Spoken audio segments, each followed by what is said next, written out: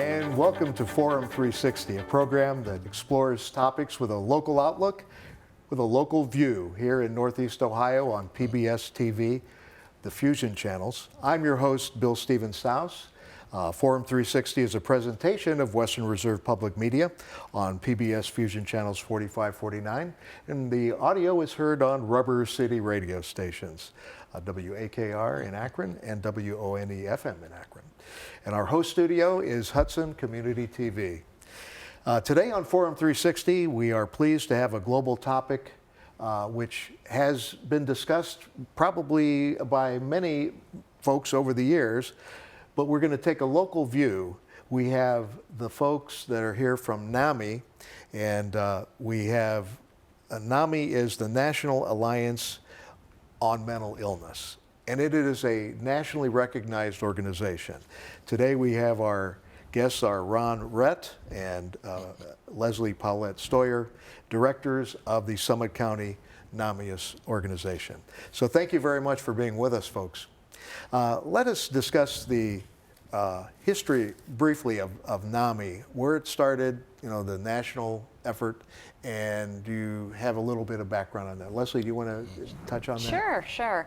Back in 1979 is when the NAMI, now national, formed, and it formed as a result of several moms at the time. I believe it was just moms around a kitchen table talking about the stigma and the lack of support because they had children that were diagnosed with mental illness. And they formed this group to be able to support one another.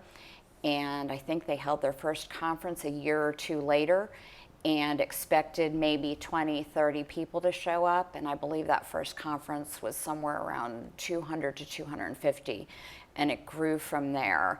We are their local affiliate. We are NAMI Summit County, and our affiliate was formed in 1986.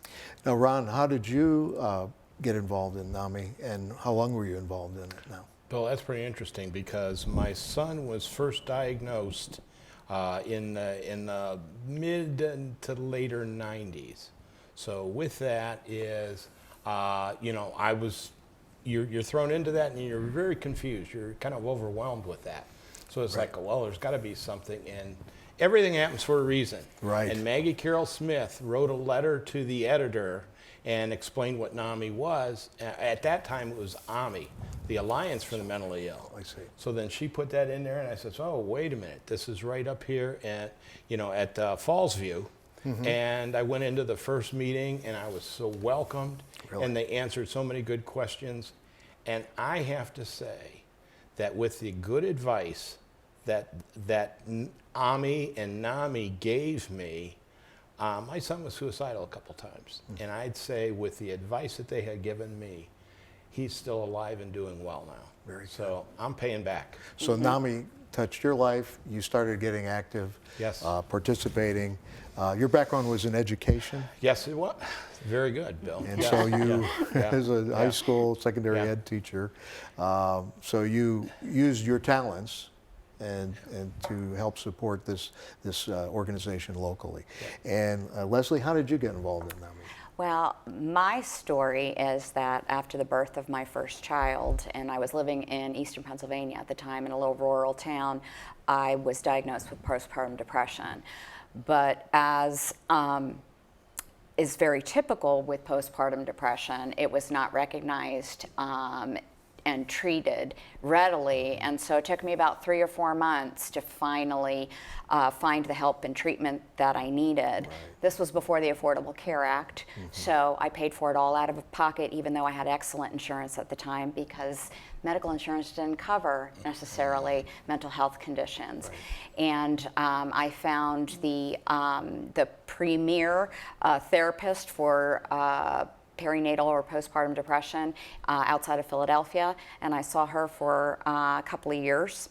And we relocated out to Ohio, and a couple of years after I was here, I was reading the Akron Beacon Journal and noticed that NAMI was doing its first ever walk in Summit County.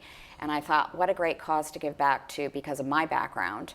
And so I called them and asked if I could volunteer for the walk. Yes. And that was 15 years ago, and here I am. Well, the walk this year occurred at the University of Akron, and the campus-wide walk there. Talk about some of the previous walks. I know I participated in one. It was a wonderful walk at the Monroe Falls Metro Park, Summit County Metro Park system. Just a fantastic opportunity. At the time, I was even able to bring my Siberian Husky along and the walk with the dog. But it was a great fundraising effort and an awareness effort. And as I recall, maybe you folks could elaborate, you had some outstanding guests there that put up some brochures. There were some psychiatrists, psychologists, the various hospitals participated. So tell me how you got involved with those kind of organizations. Well, we always wanted to do an informational event. So that's where we had all the informational tables. We had a lot of the agencies there. And then a doctor that actually was an author. So he was there presenting his book. And then we've had some of the others as well. And that's what we want to have. That's the design of all that, as just as we're having this past walk, was that we want to have this very informational, and actually, as you touched on then too, we have the hashtag stigma free that we really want to make a statement and try to reduce the stigma of mental illness. I recall as you that had said. the stigma free, take away the stigma. I was reading an interesting article and paper by a physician, well actually he's a clinical psychologist from Nashville, Tennessee. And the quote I thought was amazing. The doctor said, they call it mental illness because that's exactly what it is, an illness. People who suffer from mental illness don't need to be ostracized. They don't need to be criticized. They need to be helped. And I thought that gave me a little bit more of an understanding. That was Dr. Chris Freeman. He's from Nashville, Tennessee, clinical psychologist. And he also stressed that if you have a close friend or a family member who may be suffering from mental illness, do whatever you can to help that person receive the medical assistance that he or she needs. And if the person resists, try to help them. Do whatever you can to overcome the resistance. Now, I think, Leslie, we were talking just before we went on the air about that it is a medical issue, correct? Correct. And you found that out when you were suffering. Absolutely, absolutely. So getting the hospitals involved, getting the clinical staff involved, very important. And we're very fortunate in Summit County because Summit County does recognize the importance of NAMI in their community and what NAMI does, and its evidence-based programs and its education and its support, and we do advocate as well. So, but we are very collaborative with all of our agencies. You can see on our NAMI Walks poster that just about every mental health agency and all the local hospitals support us financially, but they're also there at the walk. So we we're see very SUMA, fortunate. Yes. Cleveland Clinic, Yes. Akron General, Community Services, the ADM Board, Summit County. Absolutely. Akron Children's. Akron Children's, United Healthcare, Portage Path Behavioral, Oriana House, and the list is voluminous. Yes. Now we talk about also the other program here is the suicide prevention.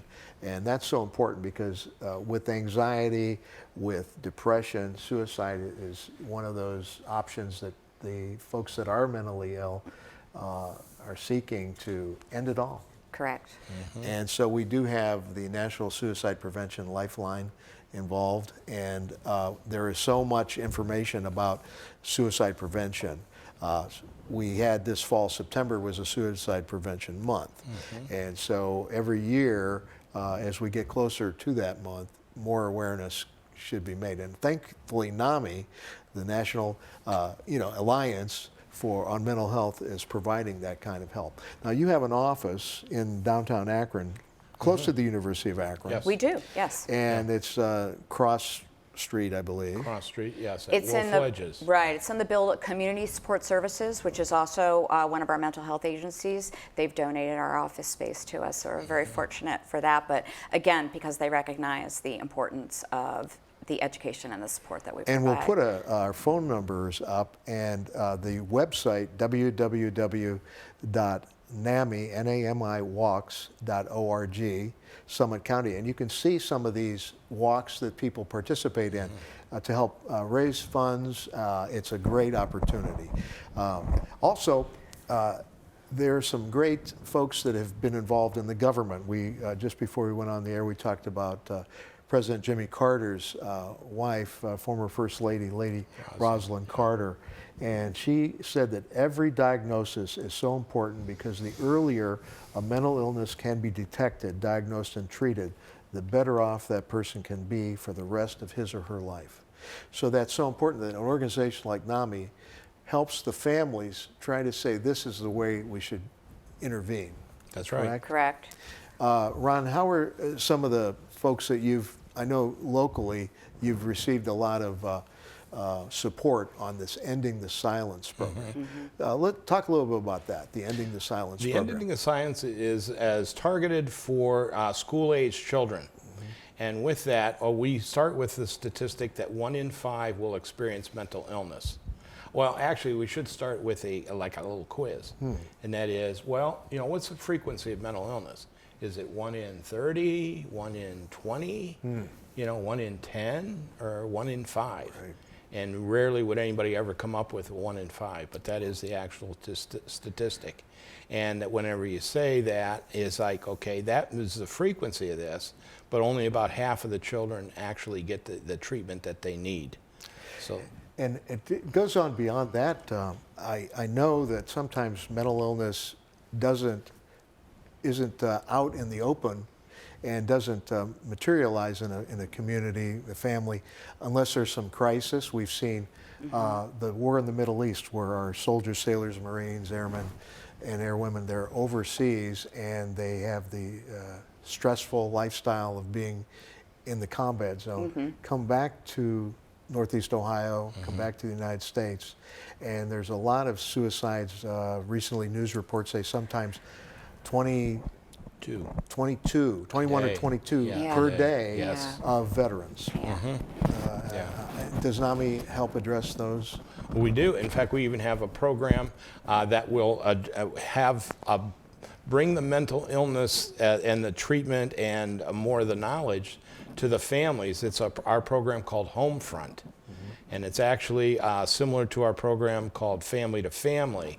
And with that, we go over, what the diagnoses are, what the medications are, and communication skills and coping skills, which are very important. With that as well. Well, we are on Forum 360 today. I'm your host, Bill Steven Saus, and we have our topic, mental illness. Our guests are Ron Rett and Leslie Powlette Stoyer. They are directors of the Summit County National Association on Mental Illness, and we are fortunate to have them with us here on Western Reserve Public Media, your Fusion channels, PBS Television 4549, and the Rubber City radio stations, WAKR and WONE-FM. Again, Forum 360, talking about mental illness and what can be done about it and how an organization like NAMI, the National Alliance on Mental Illness, can help us. There are personality styles, there's different emotional styles that people have to deal with. We walk through big city streets like Cleveland, Akron, Canton, Youngstown, and sometimes just the emotions you see on the streets of a city, even in our area, there are people that are anxiety-ridden. There are people that have troubles that you talk about coping skills. What are some of the things that NAMI helps families with for coping skills and introducing them to the problems that we live with in mental illness? Go ahead. Go ahead. We have a couple of programs. One is Family to Family, an evidence-based program. One is NAMI Basics, which actually just went online very recently. And that is geared towards the caregivers of young children that have a behavioral health issue.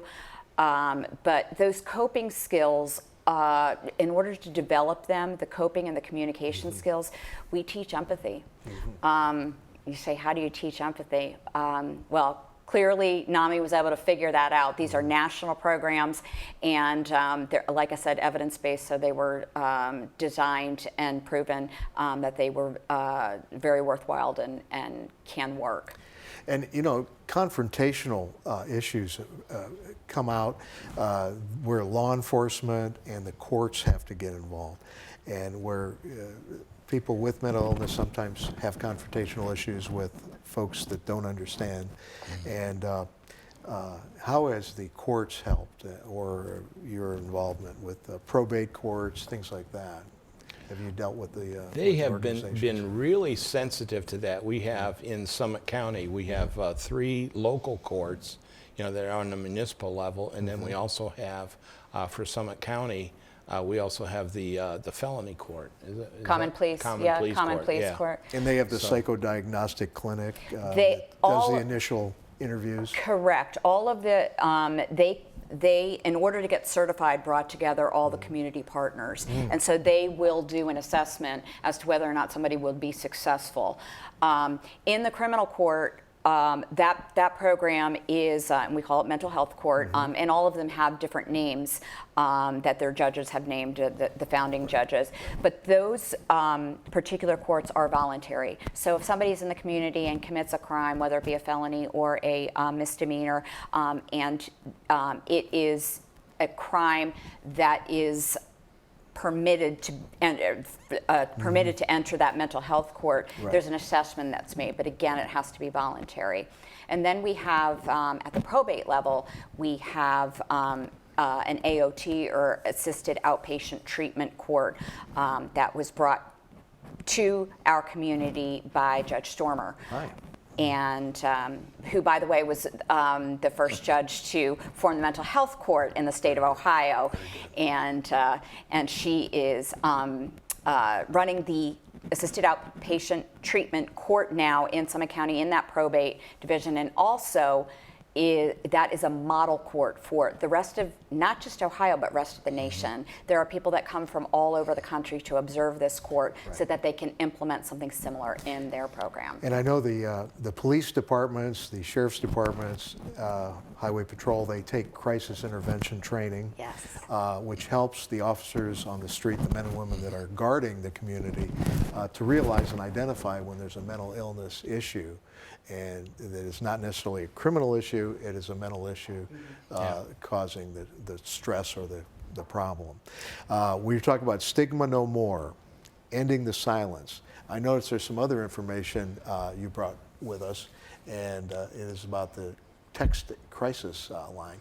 Tell us a little bit about that, Ron, if you could. We can, well, actually, there's 2 ways of approaching this. As let's say somebody has identified themselves, you're very concerned about this person, you know, they seem pretty distressed, that they can seek help in 2 different ways as far as going to a suicide prevention hotline.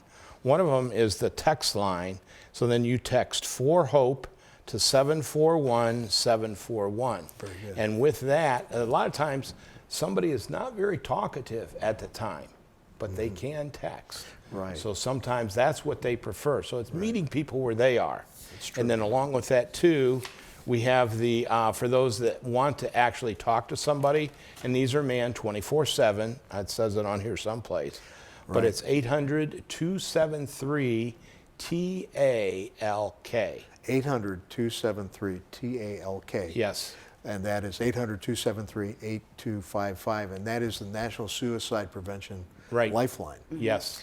And then the local NAMI here in Summit County, you have a phone number that people can call. Yes. And that is? Our office number is 330-252-1188. 252-1188. Yes. With 330 area code. That is an informational line, though. It is not a crisis line. Right. So if Yeah. anybody is in crisis, we urge them to Call the other number. correct. And in fact, as you had mentioned with CIT, we actually ask people, if you're calling 911, please immediately ask the dispatcher, is there a CIT officer Crisis available? intervention training. They are trained to de-escalate the situation. Exactly, and we appreciate that. You know, and I long to think about this doctor I was reading about, Dr. Chris Freeman. He talked about a former, well, he's passed away now, WQED, one of our sister PBS stations in Pittsburgh, had Fred Rogers. And, you know, Fred Rogers is quite he emulated many of what parents would hope, you know, they could teach their children. And we talk about confrontation. Mr. Rogers in his neighborhood said, there are 3 ways to ultimately have success in your life. The first is to be kind, the second is to be kind, and the third is to be kind. Yeah. So to be kind to each other, and sometimes to be kind to somebody that is suffering from a mental illness, just as much as a physiological illness such as cancer or heart failure. That is so important, right, Leslie? Oh, absolutely. To show kindness and compassion. Kindness, compassion, empathy. I cannot say enough, and that's why, going back to some of the courts that we were talking about, that's why I think some of them are so successful, or they're all very successful, is because the judges that are running those courts treat people with the dignity and the respect that they deserve.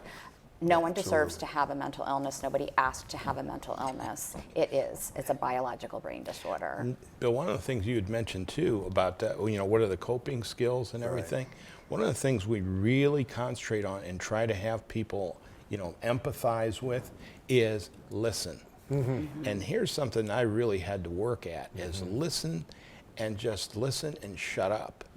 Not listen and, well, here's the advice. This is what you should do. Right. It's just listen empathetically.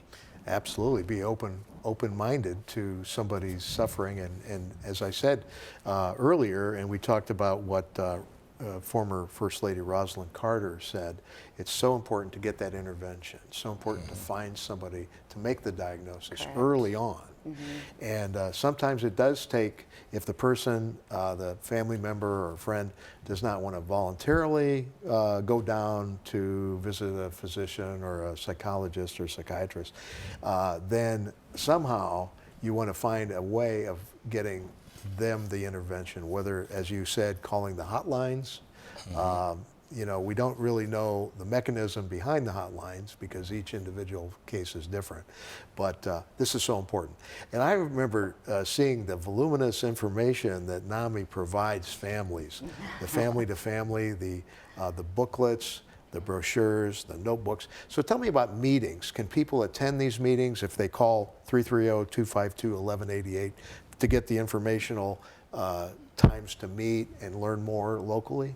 It's also on our website. Okay. But we have a meeting every Tuesday night at 7 p.m. Tuesday at 7 p.m. At CSS, Community Support Services, and that's right there at Wolf Ledges and Cross Street. All right. And that's you get to our website. Very easy to get yes, to. Yes. We have one in Hudson as well, and we meet the second Thursday of every month at the First Congregational Church in Hudson on Aurora Street. Very good. So there's the example of a couple right here in the Summit County community. Correct. Yes. And they're on a drop-in basis. You don't need to call. You don't need to register.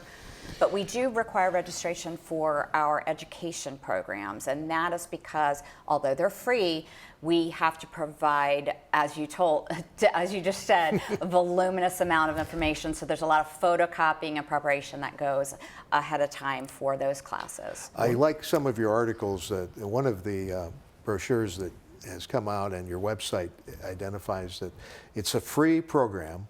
You can do the family to family. It's a free 12-session program that provides the education needed so that we can learn about mental illness. Now tell me a little bit more about the family to family course. With the family to family, it starts out first with going through some of the diagnoses. So, you know, usually when the families come in there, that they're overwhelmed. They're trying to figure all this out. So one of the first things that they can relate to is, what is the diagnosis of my family member, of my loved one?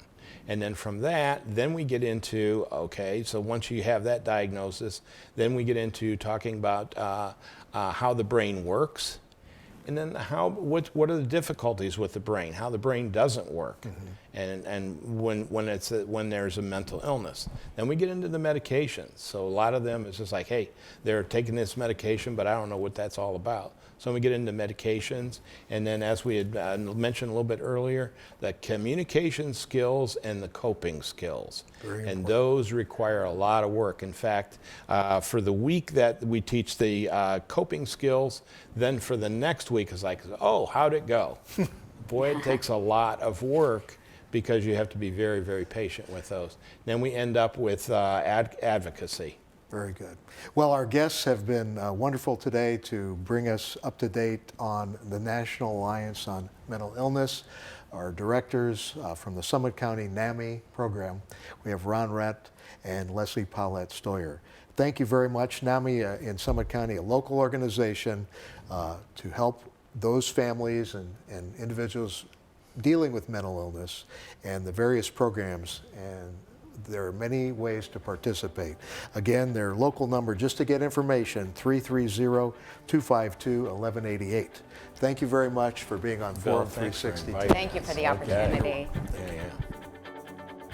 Forum 360 is brought to you by John S. and James L. Knight Foundation, the Akron Community Foundation, Hudson Community Television, the Rubber City Radio Group, Shaw Jewish Community Center of Akron, Blue Green, Electric Impulse Communications, and Forum 360 supporters.